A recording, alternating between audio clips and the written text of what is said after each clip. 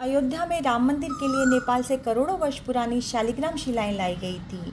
इन्हीं शिलाओं से रामलला की मूर्ति का निर्माण किया गया। इनको नेपाल के पोखरा से 50 किलोमीटर दूर गंडकी नदी से लाया गया। नेपाल में मुक्तिनाथ के समीप एक स्थान पर गंडकी नदी में पाई गई 6 करोड़ वर्ष पुरानी विशेष चट्टानों से पत्थरों के 2 बड़े टुकड़े अयोध्या भेजे गए थे। जिस काली गंडकी नदी के किनारे से ये पत्थर लिए गए वह नेपाल की पवित्र नदी है। यह नदी दामोदर कुंड से निकलकर भारत में गंगा नदी में मिलती है। बताया जाता है कि दुनिया की ये एक अकेली ऐसी नदी है जिसमें शालिग्राम पत्थर पाए जाते हैं। इन शालिग्राम की आयु करोड़ों साल होती है। धार्मिक मान्यता है कि शालिग्राम पत्थर बेहद चमत्कारी होते हैं। कहते हैं जहाँ शालिग्राम की पूजा होती है वहाँ माँ लक्ष्मी का निवास होता है। गंडकी नदी की शालिग्राम शिला को लेकर पौराणिक कथा है कि जालंधर नामक एक पराक्रमी राक्षस था जिसका विवाह वृंदा से हुआ था। वृंदा भगवान विष्णु की परम भक्त थी और एक महान पतिव्रता थी।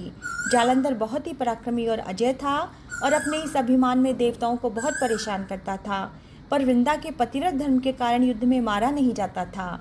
इससे दुखी होकर देवता भगवान विष्णु की शरण में गए और जालंधर का आतंक समाप्त करने की प्रार्थना की। भगवान विष्णु ने अपनी माया से जालंधर का रूप धारण किया और छल से वृंदा का पतिव्रत धर्म नष्ट कर दिया, जिससे जालंधर युद्ध में मारा गया।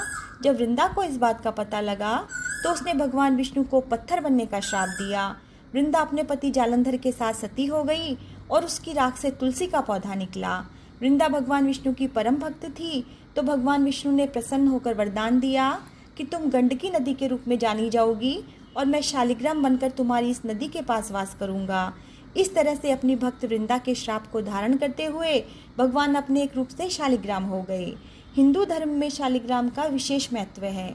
जिस प्रकार भगवान शिव की उपासना शिवलिंग के रूप में की जाती है, उसी तरह भगवान विष्णु की उपासना भगवान शालिग्राम के रूप में की जाती है।